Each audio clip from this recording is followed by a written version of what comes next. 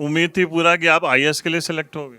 Sir मुझे उम्मीद थी कि मेरा रिजल्ट मेरी रैंक आएगी, ये मुझे पूरी उम्मीद थी। आज का दिन 6 मार्च इतिहास में जब भी लिखा जाएगा तो अवजीत नंदन के नाम से याद किया जाएगा। हजारों लाखों बच्चों का सपना होता है, लेकिन साकार किसी एक का होता है। आज यूपीएससी का रिजल्ट आया है और अवजीत नंदन सेलेक्ट हो गए हैं आईएएस के लिए। आईएएस बच्चों का सपना होता है, पूरे शहर का सपना होता है, और ख़ासकर जब कोई एक छोटा शहर होता है और वहाँ का कोई स्टूडेंट, कोई बच्चा और आईएएस के लिए सेलेक्ट होता है तो पूरे ज़िले के लिए गर्व की बात होती है। आप देख रहे हैं यहाँ पर सारे लोग इकट्ठा हुए हैं और हम आपकी उनसे मुलाकात कराएंगे। उससे पहले आपकी जगन्नाथ जी से मुलाकात कराते हैं। प्रिंसिपल है एक निजी स्कूल में, वो प्रिंसिपल हैं। उनके दो बेटे, एक उससे पहले इनकी बेटी है जो पीसीएस जे में सेलेक्ट हुई थी, आज वो जज है, और अब उनका बेटा आईएएस हुआ है। जगन्नाथ जी, सबसे पहले तो आपको बहुत बहुत बधाई। धन्यवाद धन्यवाद। कैसा महसूस कर रहे हैं आप ये? नहीं, बहुत अच्छा महसूस कर रहे हैं कि बच्चों ने जो है अपना टारगेट पूरा किया। जो है रिजल्ट जीत कैसे कैसे किसने देखा था आज सबसे पहले? सबसे पहले तो बेटे ने ही देखा था, अभिजीत ने ही देखा था। हम तो कॉलेज में थे जी। तो सूचना गई तो बहुत अच्छा लगा। अपने प्रबंधक जी से, डॉक्टर विकास यादव जी से बताया तो उन्होंने कहा कि अब तुरंत पहुंचो घर, हम भी आ रहे हैं अभी साथ में ही सब लोगों के।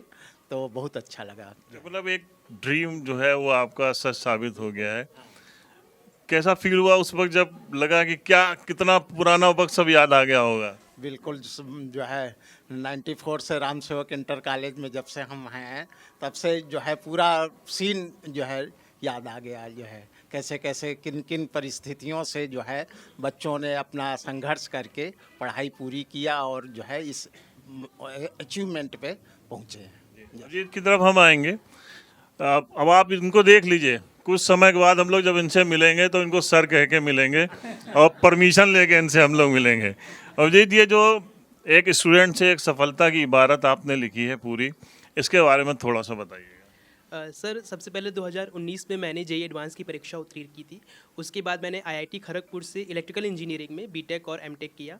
उसके बाद मैंने प्राइवेट सेक्टर में लगभग 6 महीने गुड़गांव में स्प्रिंकलर इंडिया में सॉफ्टवेयर इंजीनियर के तौर पर जॉब की थी। और उस दौरान ही मुझे लगा कि मैं सिविल सेवा के माध्यम से समाज के प्रति ज़्यादा अपने दायित्व का निर्वहन कर सकता हूँ। इसलिए मैंने साथ साथ तैयारी शुरू की थी, लेकिन समय प्रबंधन उतना अच्छे से नहीं हो पा रहा था। इसलिए मैंने अपनी नौकरी से त्यागपत्र दिया और उसके बाद पूर्ण रूपेण तरीके से घर पर मैंने अपनी तैयारी शुरू की। और लोगों का मार्गदर्शन रहा, पिताजी का और घर में सभी का आशीर्वाद रहा, मेरी बहनों ने बहुत सपोर्ट किया। उसके आधार पर मैंने पहले ही अटेम्प्ट में अपना लक्ष्य अपना अचीव किया। आज रिजल्ट देखा, उम्मीद थी पूरा कि आप आईएएस के लिए सेलेक्ट हो गए।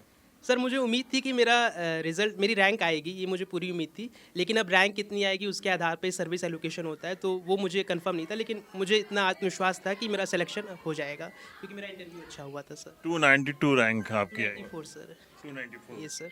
अच्छा, तो सबसे पहले किसको बताया आपने? सबसे पहले मैंने मम्मी को नीचे आके बताया, मम्मी नीचे सो रही थी। और उसके बाद पिताजी को कॉल किया। मम्मी कस के चिल्लाई होगी? नहीं क्या रिएक्शन था उनका? नहीं, सबको घर में उम्मीद थी क्योंकि रिजल्ट आने वाला है और सिलेक्शन हो जाएगा। क्योंकि मम्मी पेपर जब देने जाते तो मम्मी रहती थी, तो उनको भी एक आभास हो गया था कि पेपर अच्छे जा रहे हैं तो सिलेक्शन होने की ज़्यादा संभावनाएं हैं। कैसे आप ऑनलाइन कोचिंग पढ़ाई कर रहे थे, कैसे पढ़ाई कर रहे थे? सर प्रीलिम्स परीक्षा के लिए मैंने अपना सेल्फ स्टडी की थी, मैंने कोचिंग नहीं की थी। लेकिन जब मेरा प्रीलिम्स में हो गया था तो बीच में जो लगभग 60-70 दिन का गैप रहता है उसमें मैंने क्रैश कोर्सेज ज्वाइन किए थे डिफरेंट कोचिंग इंस्टीट्यूट्स के। तो उसके आधार पर मैंने अपना सिलेबस कंप्लीट किया था। और इंटरव्यू के लिए मैंने दिल्ली में लगभग 1.5 महीने में रहा और वहाँ पर डिफरेंट कोचिंग इंस्टीट्यूट्स के मैंने मॉक इंटरव्यू दिए।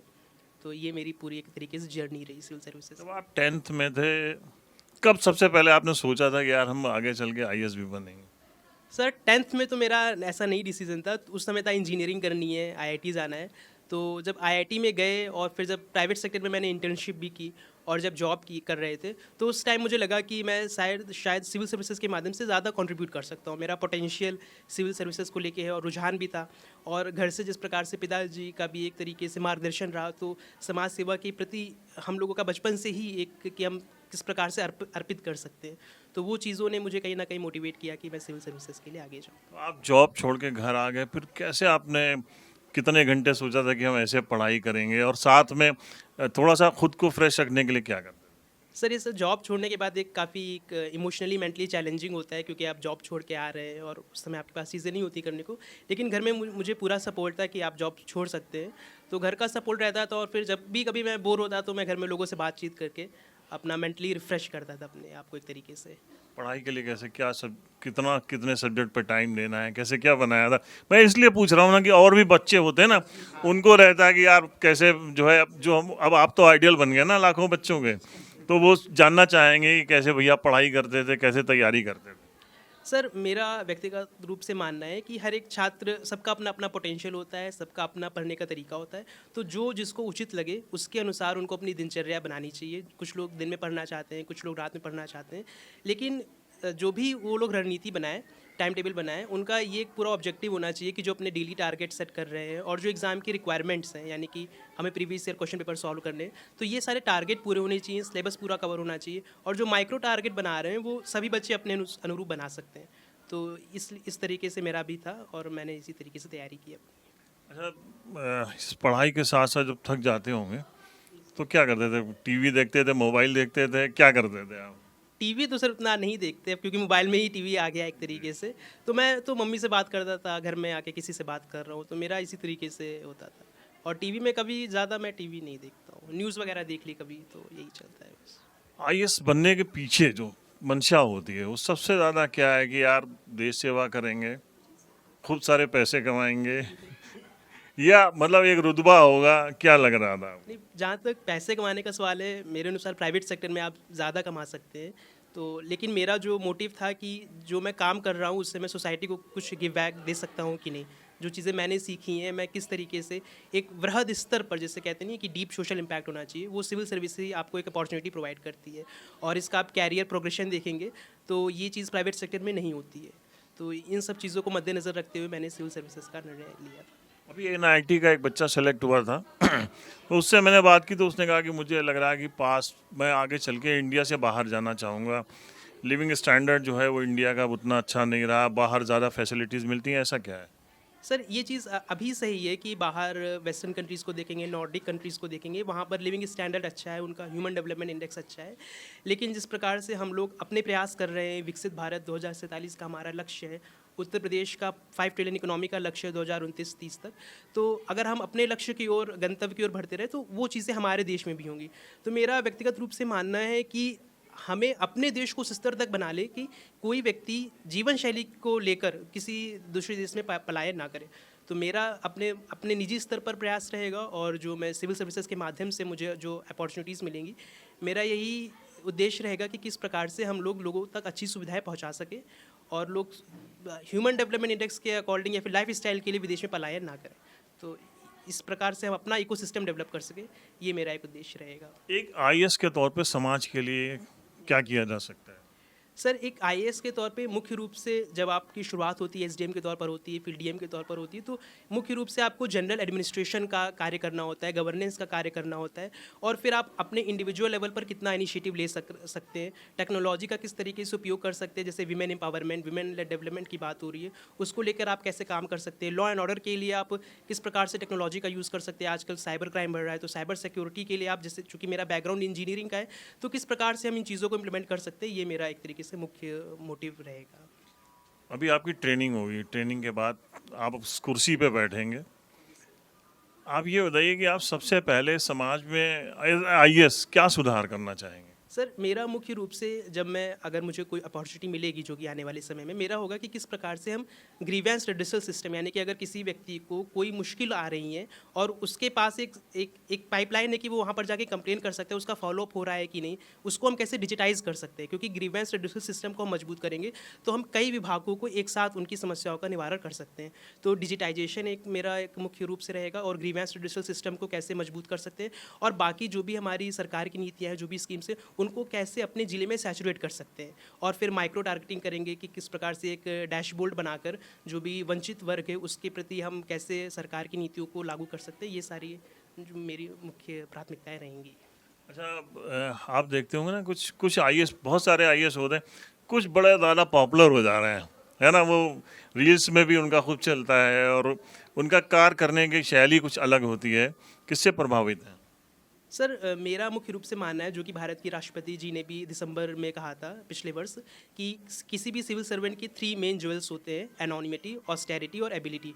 तो उनका मुख्य रूप से इस पर उनका जोर था कि सिविल सर्वेंट्स को बहुत ज़्यादा सोशल मीडिया पर एक्टिव होकर अपनी एक जो इमेज क्रिएट करते हैं उस पर ध्यान नहीं होना चाहिए। उनका अपने कार्य के प्रति ज़्यादा उनका एक तरीके से फोकस्ड होना चाहिए और उसको लेके उनको काम करना चाहिए। तो मेरा मुख्य रूप से मानना है कि जो भी सोशल मीडिया का यूज़ करना है, वो अगर मैं कोई काम कर रहा हूँ उसको मैं लोगों तक कैसे पहुँचा सकता हूँ, बस मेरा वही पर्पस रहेगा। इन्फॉर्मेशन डिसमिनेशन, पर्सनल ब्रांड मुझे क्रिएट नहीं करना है। अच्छा, आईएएस के जो दायित्व होते हैं, जो जिम्मेदारी होती है, उससे लेके हमें कुछ नहीं पूछना है और पॉलिटिकल कोई सवाल नहीं करना, लेकिन एक सवाल ये करना है कि आजकल की जो हमारी सोसाइटी है, बहुत ज़्यादा डिस्क्रिमिनेशन की बातें हो रही हैं।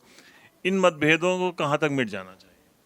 सर देखिए, ये मतभेद हैं और मेरा मानना है कि समय के साथ ये चीज़ें कम हो रही हैं, समय के साथ ट्रांसपेरेंसी आ रही है, अकाउंटेबिलिटी बढ़ रही है। तो धीरे धीरे इंडिविजुअल लेवल पर जो भी सिविल सर्वेंट्स हैं उनको इनिशिएटिव लेना चाहिए कि वो अपने कार्यशैली का जो हमारा ऑल इंडिया सर्विस रूल्स है उसको पूरी तरीके से फॉलो करें, और मैं भी उसी को फॉलो करूँगा। और जो भी हमारी गाइडलाइंस होती है उन्हीं के अनुरूप हम लोग अपना कार्य करें। तो इससे हम जो भी डिलीमाज होंगी, इथिकल डिलीमाज होंगी, उनको ओवरकम करने में सक्षम होंगे। वो हज़ारों लाखों बच्चे, उनके लिए क्या मैसेज देना चाहेंगे जो इनके लिए अब आप आइडियल बन चुके हैं? सर मेरा उनके लिए मैसेज यही है कि जो भी छात्र अगर सिविल सर्विसेज की तैयारी कर रहे हैं वो प्रीवियस ईयर क्वेश्चंस पर ध्यान रखें, और जो भी किसी अन्य परीक्षा की तैयारी कर रहे हैं या फिर तो वो अपने परीक्षा की तैयारी के साथ साथ एक जनरल अवेयरनेस अपनी बढ़ाएं, करंट अफेयर्स पे फोकस करें। वो उनको सिविल सर्विसेज में काफ़ी फ़ायदेमंद होता है। अपने शहर के लिए कुछ कहना चाहेंगे? बाराबंकी एक छोटा सा ज़िला है। सर मैं बस यही कहना चाहूँगा कि बाराबंकी ज़िला छोटा भले ही हो, लेकिन हम लोग के सपने छोटे नहीं हैं, और हम लोग के पास रिसोर्सेज भले ही कम हो, लेकिन हम लोग भी बहुत कुछ कर सकते हैं। तो ये मेरा मैसेज रहेगा उनके लिए। बहुत सारे लोग यहाँ पर आए हैं, आप देख रहे हैं, बधाइयाँ देने हैं। मुन्ना भाई, आप बताइए क्या कहेंगे आप? अब आपकी सफलता से पूरा जनपद उत्साहित है, और हम सब लोग जितने करीब 3 घंटे से हम लोग लगातार यहाँ बैठे हुए हैं। बहुत सारे लोग आए हैं, बहुत सम्मानित हमारे जनपद के साथी यहाँ पे आए हैं, और सब ने शुभकामनाएं प्रेषित की हैं, और कुछ न कुछ लेकर के उम्मीदें भी बढ़ जाती हैं कि एक छोटे से ज़िले से जब कोई इतना बड़ा कोई व्यक्ति सफल होकर आगे निकलता है तो कहीं ना कहीं हम सब के लिए एक प्रेरणा की बात होती है। हम लोग इसको अनुभूति कर रहे हैं, और निश्चित रूप से ये हमारे जनपद के साथियों के लिए, बच्चों के लिए एक प्रेरणा स्रोत साबित होगी, ऐसा मेरा मानना है। अच्छा, यूपीएससी से कोई फ़ोन आया आ गया आपके पास अभी तक? अभी सर नहीं आया, अभी तो सिर्फ रिकमेंडेशंस यूपीएससी की लिस्ट आई है। इंडिविजुअल मेल आने में अभी कुछ समय लगेगा, उसके बाद ऑफिशियल कंफर्मेशन आएगा। हम सब की तरफ से बहुत बहुत बधाई आपको, और आप इस कामयाबी पे अपने पिताजी और माताजी के लिए क्या कहना चाहेंगे? सर मैं बस उनके लिए एक कहना चाहूँगा कि उन्होंने हमेशा से मेरा मार्गदर्शन किया और कभी मुझे किसी भी चीज़ को करने के लिए फोर्स नहीं किया। इसके पहले मैंने जब आईआईटी से करने का निर्णय लिया था इंजीनियरिंग, वो भी मेरा पर्सनल डिसीजन था। जब मैंने अपनी नौकरी ज्वाइन की वो भी मेरा पर्सनल डिसीजन था, और जब मैंने नौकरी रिज़ाइन किया तो भी उन्होंने सपोर्ट किया कि हाँ तुम कर सकते हो, ऐसा पैसे की कोई चिंता नहीं है। तो मेरा हमेशा सपोर्ट किया और मेरे डिसीजन को बैक किया, तो आई थैंक देम फॉर दिस। तो प्रिंसिपल साहब, जगन्नाथ जी को मैं पिछले 28-30 सालों से जान रहा हूँ जी, और मेरी हमारी आपकी बड़ी इंटीमेसी का बड़ा लंबा समय बीता है, और आपकी मेहनत को हम लोगों ने देखा कि किस तरीके से आप, बेटी आपकी कहाँ पे है? बहराइच में पोस्टिंग है उसकी जो है, और सिविल जज में है। आज आई हुई है यहाँ पर जो है, और उससे छोटी वाली बेटी नाबार्ड में है जो कि मैनेजर है, पटना में पोस्टिंग है।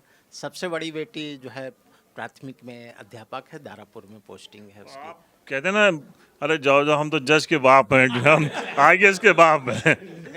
नहीं नहीं, ऐसा नहीं है जो है। अब ये सब लोग जो है सिविल सर्विस वाले सर्वेंट हैं, इनका सबका अधिकार है, सब लोगों का अधिकार इन पर जो है, और उसको पूरा करें, यही हमारी इच्छा है। और हम लोग की इच्छा है कि एक अच्छी सी दावत भी आप दें। बिल्कुल, दावत तो मिलेगी ही आपको जो है, बिल्कुल दावत का वो है।